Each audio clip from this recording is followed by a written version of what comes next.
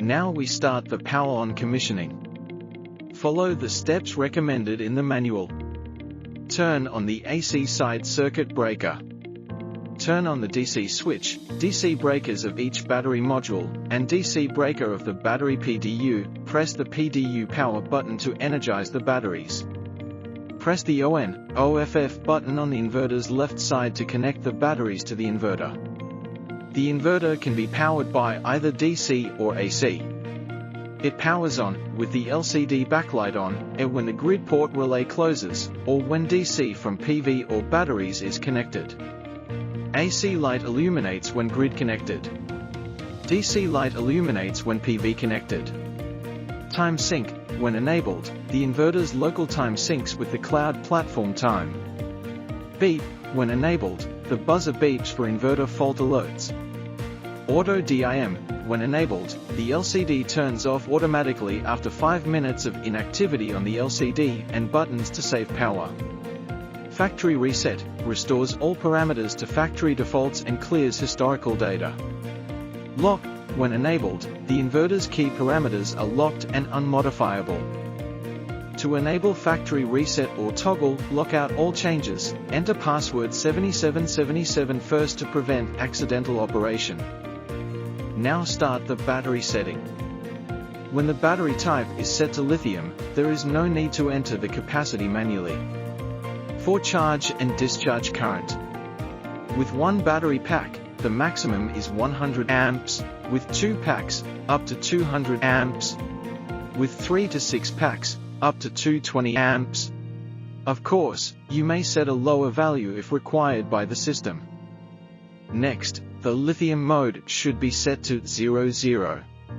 Once the setup is complete, if the LBMS page on the inverter shows battery information, it means communication is successful. Then proceed to the work mode setup step.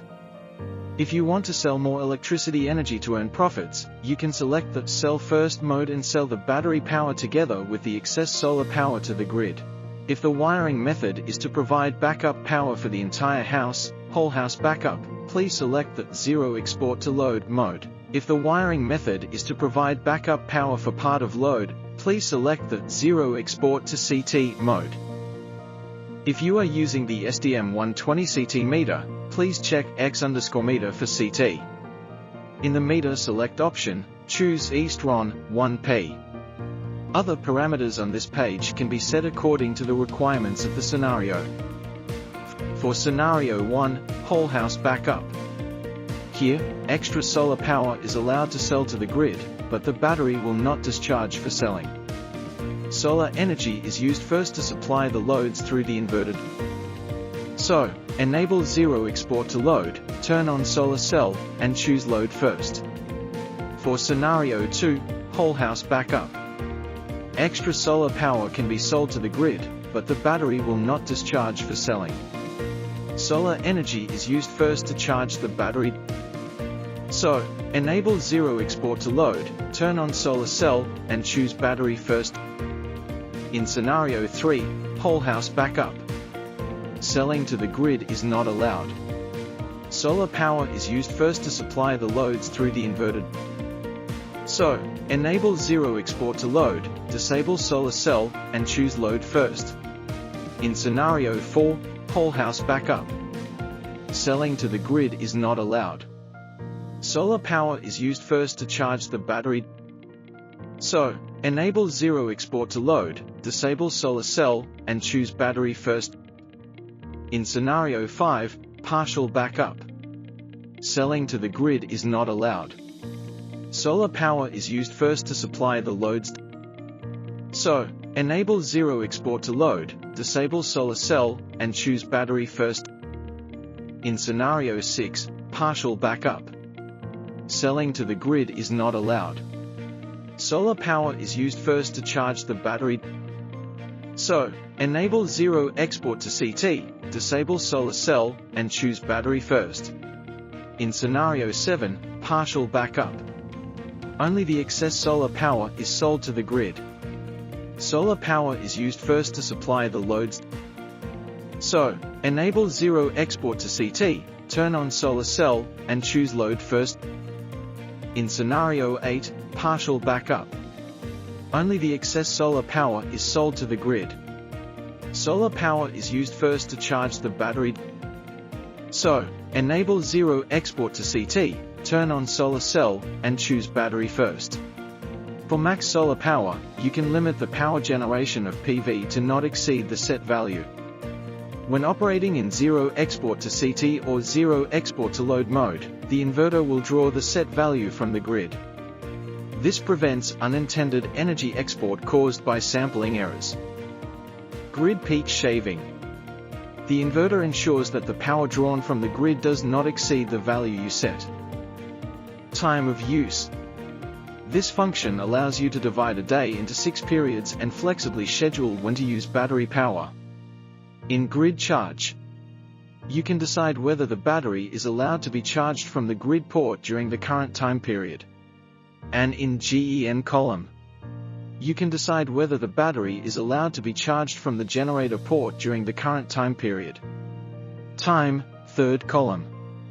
Only the 6th time period can cross 0 o'clock. The deadline of the previous time period is the starting time of the next time period. Power, maximum allowable charging and discharging power of the battery for each time period. BAT, 6th column, target value of battery SOC for each time period. When the actual SOC is higher than this set value, the battery can discharge. When the actual SOC is lower than this set value, the battery needs to be charged. Select which days of the week to execute the strategy set by time of use. Now let's look at grid setting. Step 1. Click on Unlock Grid Setting and enter the password 7777 required for unlocking. Step 2. Select Australia for the grid mode. Step 3. Set the grid frequency to 50 Hz and set the inverter output voltage to 240 volts. Step 4. Select the grid type. Set it to single phase. Other pages of the grid setting can maintain default values and generally do not require setting. Click the square root icon in the bottom right corner to save the settings. Next step, setup of GEN port use. We can explain this in different scenarios to make it easier to understand. Scenario 1. Only generator connect to the GEN terminal of hybrid inverter. Select Generator Input. If the generator capacity isn't big enough, Gen peak shaving need to be enabled to maintain the power absorbed from the generator does not exceed the rated power set value of the generator. If using GS dry contact relay to remote control the generator, the following parameters need to be set in Zone 1. Start. When the battery SOC drops to this set value, if the GEN signal function is enabled, GS dry contact relay will close to start up the generator. 8. The upper limit of charging current when only using generator power to charge the battery. Gen charge, whether it is allowed to use generator power to charge the battery or not. Gen signals, whether to enable GS dry contact relay or not. Scenario 2. GEN terminal used as micro-INV input to connect one or several on-grid inverter, and the generator is connected to the grid terminal of the hybrid inverter. Select micro-INV input and enable GEN connect to grid input. The following parameters need to be set in Zone 2. Start. When the battery SOC drops to this set value, if the grid signal function is enabled, GS dry contact relay will close to start up the generator. 8. The upper limit of charging current when only using generator power from grid terminal to charge the battery. Grid charge, whether it is allowed to use AC power from the grid terminal to charge the battery or not. Grid signals, whether to enable GS dry contact relay or not.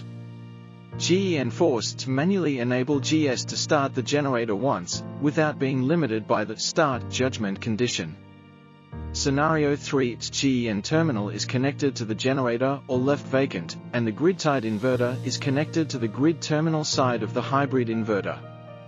You need to enable X_meter for CT, grid side INV meter 2, and meter select is usually set to EastRon 1P. When hybrid inverter uses CT and on-grid inverter uses meter, the wires of CT could be connected to the CT port of hybrid inverter, and the communication cable of smart meter can connect to the meter port.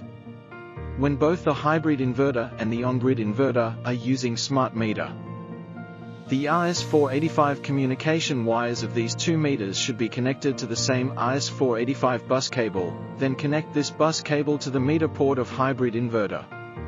Scenario 4, GEN terminal is connected to the generator or left vacant, and the grid-tied inverter is connected to the load terminal side of the hybrid inverter. Like the AC couple on the grid side, there are two options, CT plus meter or 2 meters.